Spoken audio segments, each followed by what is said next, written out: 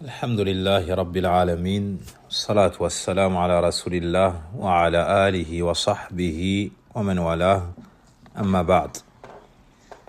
Parmi les grands bienfaits d'Allah subhanahu wa ta'ala sur ses serviteurs, le fait qu'il leur ait accordé des saisons dans lesquelles il nous légifère un ajout d'adoration. Et il bénit ses moments et ses actions. Le tout afin qu'on puisse amasser davantage de bonnes œuvres, donc de récompenses. Le tout afin qu'on puisse diminuer les péchés et se les voir pardonnés. Tout cela afin d'être touché par sa grâce et sa miséricorde. Et nous venons d'entrer par la grâce d'Allah subhanahu wa ta'ala dans l'une de ces saisons les plus attendues.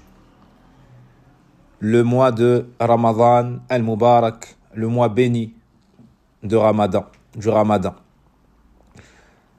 Allah subhanahu wa ta'ala nous dit dans son livre Shahru Ramadan alladhi unzila fihi al-Qur'an hudan lin-nas wa bayyinatin min al-huda wal-furqan. Le mois du Ramadan durant lequel le Coran a été révélé en tant que guidé pour les gens et exposé pour la guider et le discernement. Ce mois est un mois béni qui regorge de bienfaits et de mérites. C'est le mois de la révélation du Coran, c'est le mois du siyam, le jeûne, c'est le mois du qiyam, la prière de nuit, c'est le mois de la miséricorde, du pardon, de l'affranchissement de l'enfer. C'est le mois de la générosité. C'est le mois de la donation. C'est le mois de l'excellence.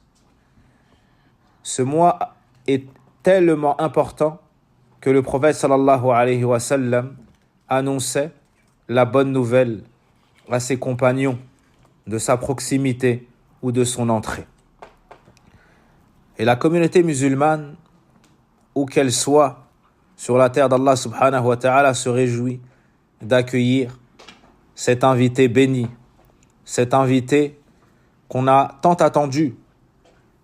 Mais ce sont que quelques jours. Il ne faut donc pas laisser passer cette opportunité. On se réjouit de sa venue, mais qu'est-ce qu'on va y faire? On se réjouit de sa venue, mais comment nous sommes-nous préparés? On se réjouit de sa venue, mais avons-nous fait un programme? Ce mois béni, le mois de Ramadan, ne dure pas. Ce sont des jours déterminés. Dans le Musnad de l'imam Ahmed rahimahullah ta'ala, le prophète sallallahu alayhi wa sallam a dit, comme le rapporte Anas ibn Malik radiyallahu an, هذا شهر رمضان قد جاءكم فيه تفتح أبواب الجنة وتغلق أبواب النار وتصفد الشياطين.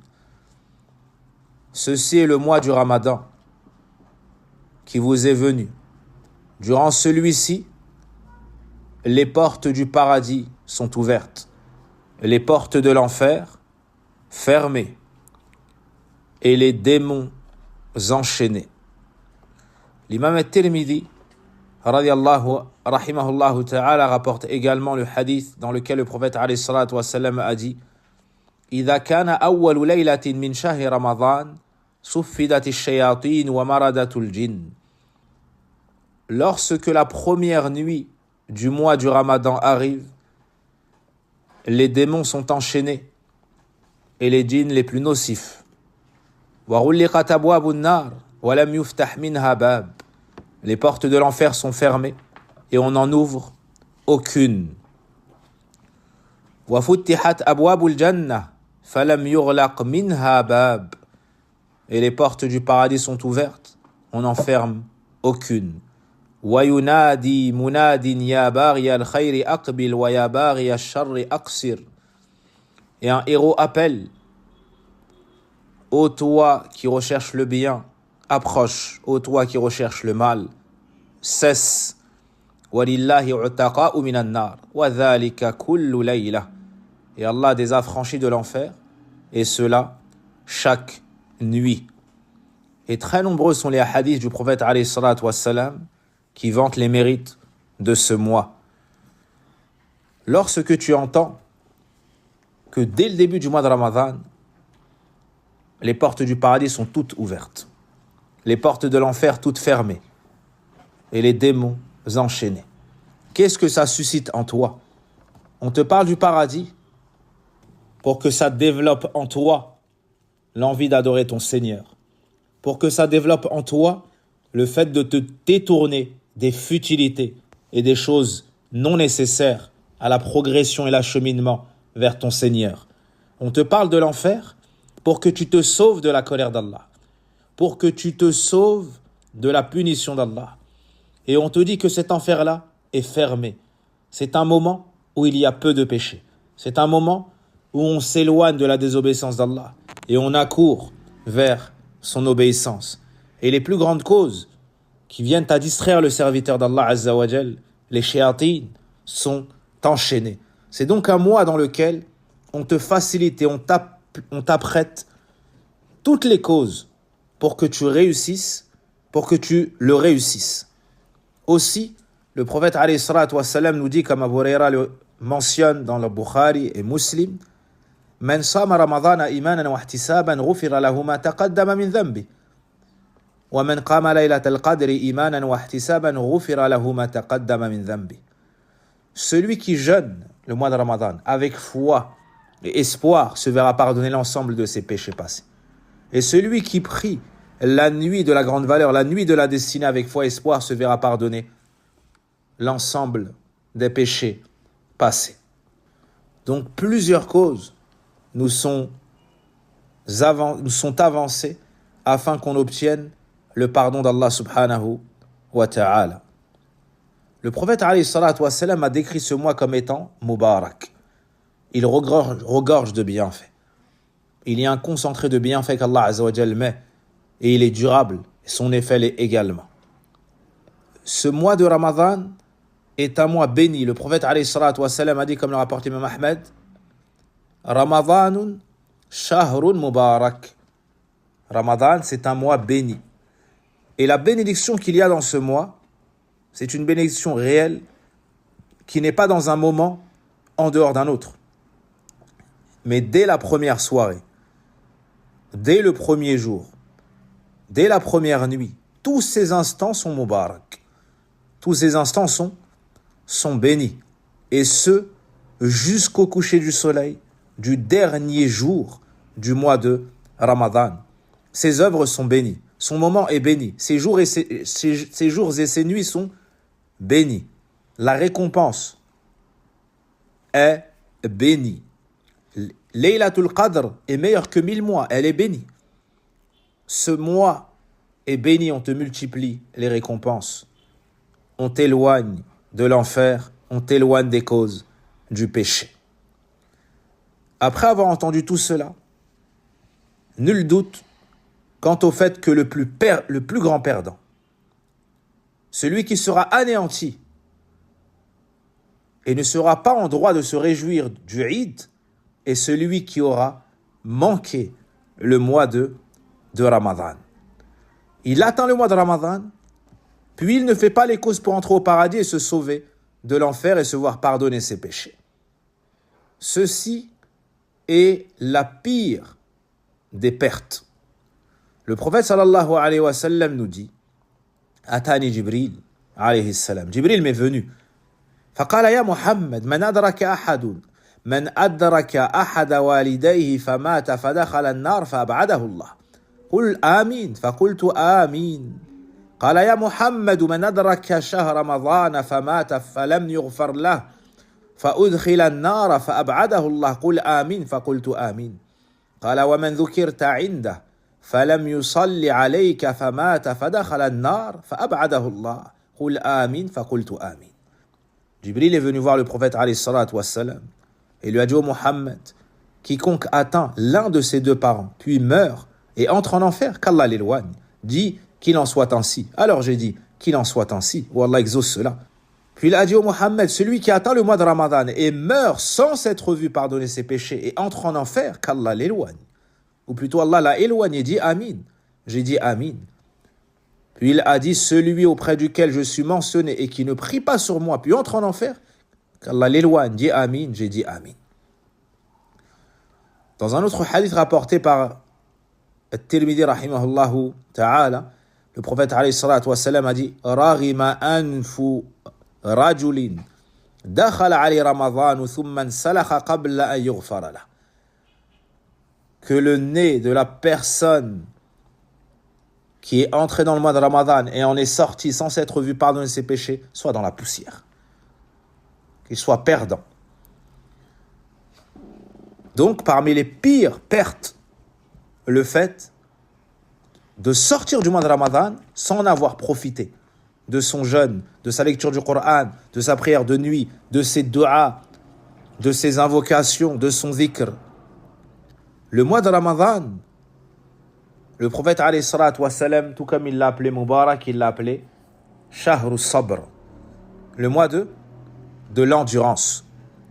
Dans le Musnad d'Imam Ahmed, Abu Hurayrata radiyallahu anhu nous dit Sawmu shahri sabr wa sawmu thalathati ayyam min kulli shahr sawmu ad-dahr.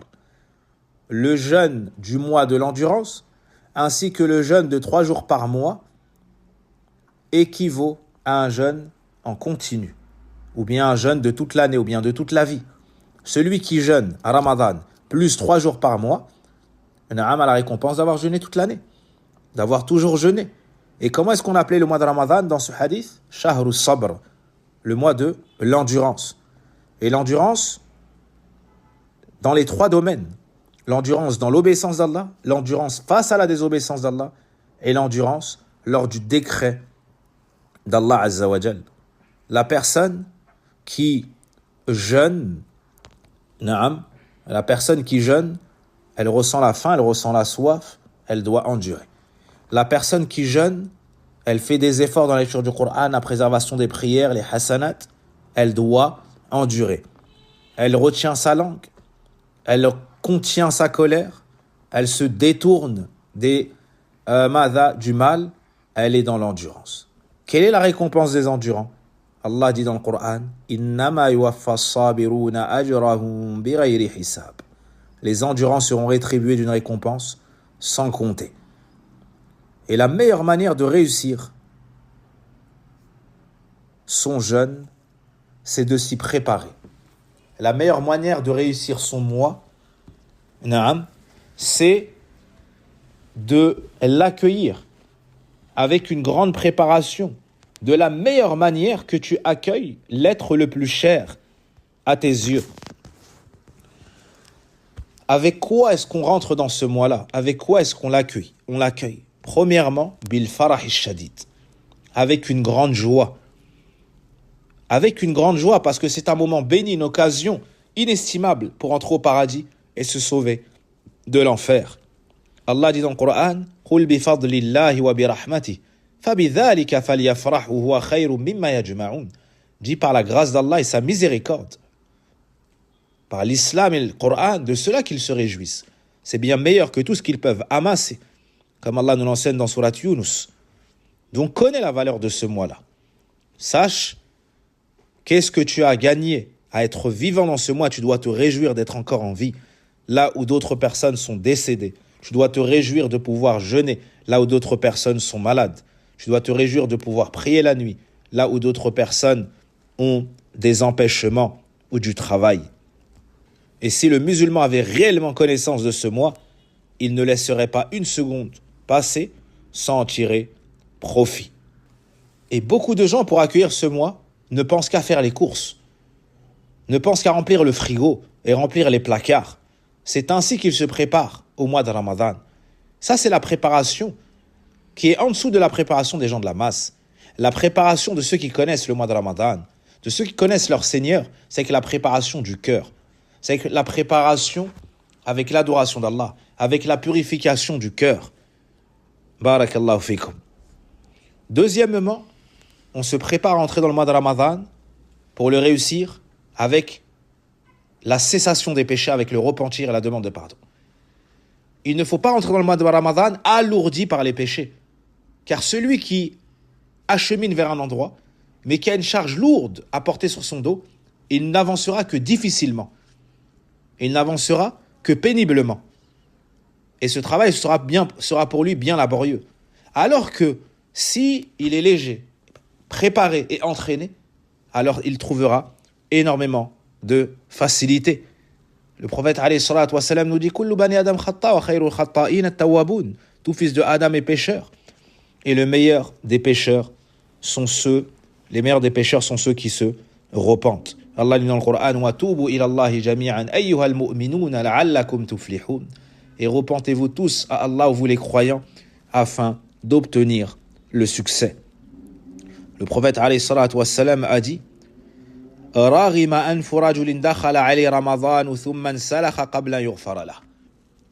Que son nez soit dans la poussière, celui qui entre dans le mois de Ramadan puis en sort sans s'être vu pardonner ses péchés. Donc le mois de Ramadan, c'est un mois de demande de pardon, un mois de repentir. Et si on ne se repent pas et on ne demande pas pardon à Allah dans le mois de Ramadan, si on ne se réforme pas dans le mois de Ramadan, quand est-ce qu'on va se réformer? Le prophète alayhi salatu wa salam a dit Man lam yada' qawla az-zuri wal 'amala bih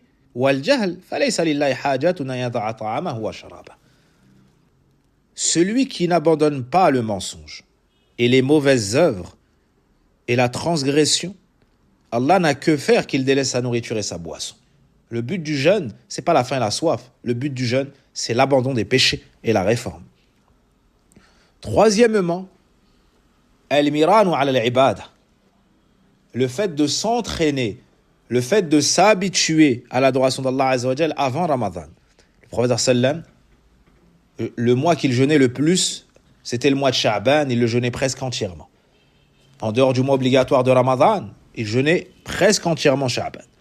Et le mois de Sha'ban a été surnommé Shahrul Qurra, le mois des lecteurs, parce qu'il lisait énormément le Coran se préparant au mois de Ramadan.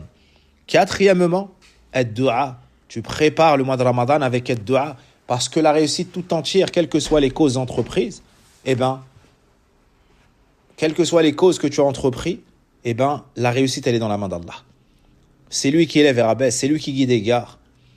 C'est lui qui donne et retient et reprend. Allah subhanahu wa ta'ala, c'est Rabbul Alamin. C'est le créateur, c'est le Seigneur des mondes, c'est lui qui décide. Et comme le disaient les compagnons du prophète sallam, lawlallah, mahtadayna, wala sumna, wala sallayna. Lorsqu'ils étaient en train de creuser les tranchées pour la bataille de l'Ahzab, ils disaient, n'eût été Allah, nous n'aurions pas été guidés, nous n'aurions pas jeûné, nous n'aurions pas prié. Donc la guidée, elle est que dans la main d'Allah. C'est le seul qui peut faire en sorte que tu sois un jeûneur, un prieur, de te mettre sur le bon chemin et de te faire aimer ce dernier, de te maintenir sur la vérité, de te guider. Seul Allah Azza wa Jal en est capable. Tous les autres ne sont que des causes. Donc il faut demander à Allah Azza wa Jal de te maintenir dans le jeûne, dans la prière de nuit, dans la lecture du Coran, dans les bonnes œuvres et de te faire aimer cela et de bénir tes actions, de te récompenser. Cinquièmement, an-nazar في الأثر التي تحتوي على فضل شهر رمضان. Le fait de lire et de regarder les textes comprenant le mérite du mois de Ramadan. Le mérite du mois de Ramadan. Celui qui connaît la baraka de ce mois, les mérites de ce mois, il fera beaucoup plus d'efforts que l'ignorant qui pense que ça n'est qu'un mois où on doit avoir la faim et la soif. Tu dois aussi étudier les règles relatives au jeûne du mois de Ramadan. Pour qui c'est obligatoire? Quand est-ce que c'est obligatoire? Qui peut rompre son jeûne? Qui n'a pas l'obligation de jeûner? Quels sont les annulatifs du jeûne? Quels sont les sunan? Et ainsi de suite. Le prophète sallallahu alayhi wa sallam mentionnait les mérites du jeûne. Et il nous a dit que celui qui jeûnait Ramadan avec foi et espoir se verra pardonner l'ensemble de ses péchés passés. Et celui qui prie les nuits de Ramadan avec foi et espoir se verra pardonner ses péchés passés.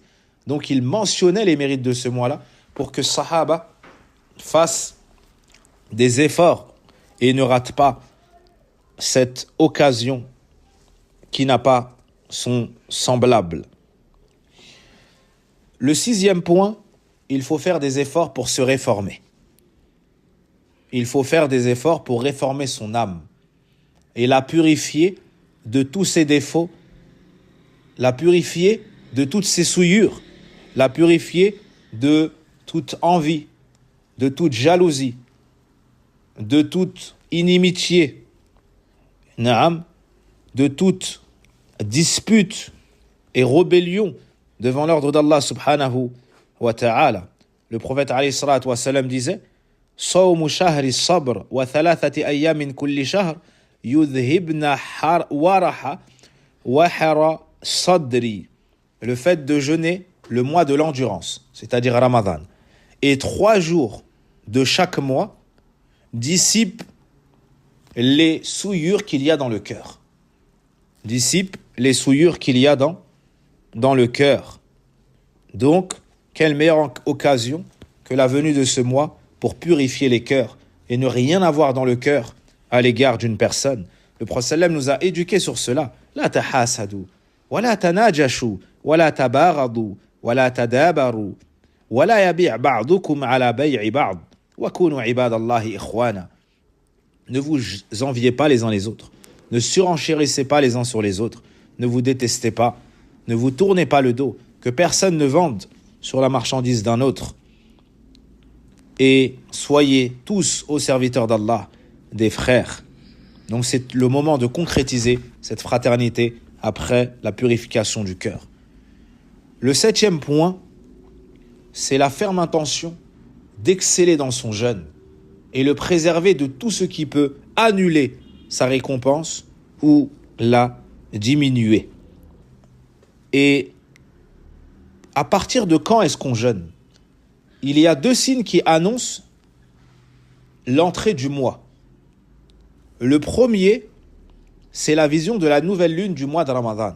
Allah dit dans le Coran: فَمَنْ شَهِدَ مِنْكُمُ الشَّهْرَ فَلْيَصُمْهُ. Quiconque témoigne du mois, qu'il le jeûne. C'est-à-dire quiconque voit la nouvelle lune du mois de Ramadan, qu'il commence son jeûne, comme Allah nous l'enseigne dans Surat al-Baqarah. Donc la vision de la nouvelle lune. Abdullah ibn Omar dit que les gens ont cherché la nouvelle lune. Je l'ai vu. J'ai informé le Prophète sallam, il a jeûné, ordonné aux gens de jeûner. Si on ne voit pas la nouvelle lune, on ne doit pas jeûner. Par exemple, cette année, la lune a été vue en Arabie Saoudite, en Égypte et dans d'autres endroits. Donc, le jeûne commencera samedi. Et les gens prient Salat al-Tarawih cette nuit-là. Mais au Maroc, ils n'ont pas vu la nouvelle lune. Donc, ils vont jeûner dimanche, incha'Allah ta'ala. Et cela nous amène à la 2e manière de savoir l'entrée du mois, c'est que si on n'a pas vu la nouvelle lune, on complète le mois 30 jours. Le prophète sallallahu alayhi wa sallam nous dit: Soumu li ru'yati wa aftiru li ru'yati fa in rubbi alaykum fa akmilu iddata sha'ban 30. Jeûnez à sa vision et rompez à sa vision. Et si elle vous est cachée, alors complétez le nombre de Sha'ban jusqu'au 30e jour. Jusqu'au 30e jour. Barakallahu fikum. Il n'est pas permis d'utiliser les calculs astronomiques ou autres méthodologies. Aussi, le roi sallam nous a interdit de jeûner en avance. Il nous a dit de ne pas commencer à jeûner 1 ou 2 jours avant Ramadan, sauf la personne qui a un jeûne obligatoire, un jeûne habituel, alors elle peut le faire, comme le rapporte Imam Muslim selon Abi Hurayra. Ainsi, on comprend que la prière du Tarawih précède le jour du jeûne. C'est pour ça que dès lors qu'on annonce le nouveau mois, la prière du Tarawih commence. Naam. Et le jour où on annonce le Eid, la prière du Tarawih n'a pas lieu. La prière du Tarawih n'a pas lieu. Pour finir, la 8e manière de se préparer, c'est de faire un programme et de tout faire pour s'y tenir après avoir éloigné de nous toutes les préoccupations et les occupations non indispensables. Fais en sorte de t'organiser pour dégager du temps dans le mois de Ramadan. Tout ce que tu peux faire avant, fais-le. Et tout ce que tu peux faire ou repousser, plutôt, repousse-le. Afin de suivre ton programme et de ne pas descendre en dessous de cela. Ajoute autant que possible, mais ne descends pas en dessous de ce qui est prévu dans ton programme. Az-Zuhri, rahimahullah ta'ala, disait إذا دخل رمضان إنما هو تلاوة القرآن وطعام الطعام. Dès lors que le mois de Ramadan entre, ça n'est que la lecture du Coran et le fait de nourrir des gens. Ça, c'est un programme. Il s'est fixé son programme. Lecture du Coran et nourrir des gens. Toi, qu'est-ce que tu as fait comme programme? Qu'est-ce que tu as préparé pour réussir ce mois? Quelle est ta détermination et ta volonté? Comment est-ce que tu comptes obtenir les plus hauts rangs du paradis? Ne laisse pas ce mois passer et sortir sans avoir concrétisé les hauts degrés, obtenu les hauts degrés. Par exemple, fixe-toi comme objectif de lire le Coran une fois. Et si tu le lis une fois généralement, mais fixe-toi comme objectif de le lire 2 fois. Pour ce faire, tu divises. Tu te dis, après le Fajr, je vais lire 15 pages. Et après le Dhahr, je vais lire 5 pages. Et ainsi de suite. Tu partages. Jusqu'à que ça te soit facilité et que tu prennes goût à mentionner, à lire la parole de ton Seigneur. Tabaraka wa ta'ala. Et en réalité, ikhwat al-iman, en réalité, l'image du croyant en comparaison à celle du mois de Ramadan est semblable à un commerçant qui a des enfants et qui a des dettes et à sa charge ses parents âgés et malades. Et c'est lui qui s'occupe de toute cette famille et qui doit travailler au quotidien pour les nourrir avec l'aide d'Allah Azza wa Jal. Il doit les vêtir et il doit apporter les médicaments de ses parents. Chaque jour, il va au marché, il travaille pour gagner quelques sous dans la difficulté. Un travail pénible. Tantôt il gagne un peu et tantôt il perd. Aussi, son commerce est sujet au vol et aux agressions. Et les commerçants se font des coups bas les uns les autres et ne s'entraident pas comme s'ils avaient la conviction, ne s'entraident pas à la manière des gens qui ont la conviction que le Razaq, le grand pourvoyeur, c'est Allah subhanahu wa ta'ala. Alors qu'il est dans cette situation, on s'exclame qu'il y a un marché qui a ouvert ou qui est proche d'ouvrir. Et dans ce marché, la marchandise est à bas prix. Et la revente des gens qui vont venir dans ce marché, elle est décuplée et multipliée fois 10, jusqu'à 700 fois, jusqu'à plus encore.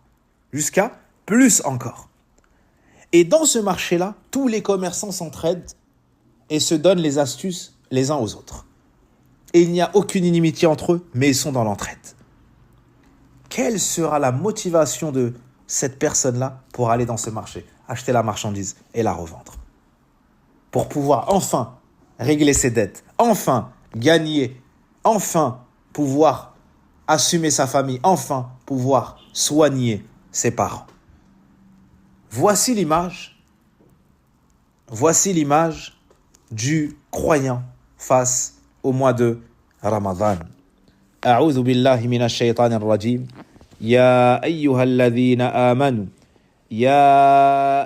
الذين آمنوا كتب عليكم الصيام كما كتب على الذين من قبلكم لعلكم تتقون أياما معدودات فمن كان منكم مريضا أو على سفر فعدة من أيام أخر وعلى الذين يطيقونه فدية طعام مسكين فمن تطوع خيرا فهو خير له وأن تصوموا خير لكم إن كنتم تعلمون.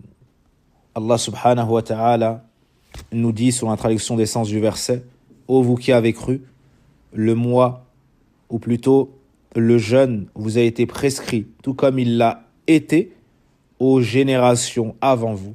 Ainsi atteindrez-vous la piété. Ce sont des jours déterminés. Wa sallallahu wa barik ala nabina Muhammad وعلى آله وصحبه أجمعين. اللهم أعنا على الصيام والقيام وعلى تلاوة القرآن والإحسان. سبحانك اللهم وبحمدك أشهد أن لا إله إلا أنت أستغفرك وأتوب إليك والحمد لله رب العالمين.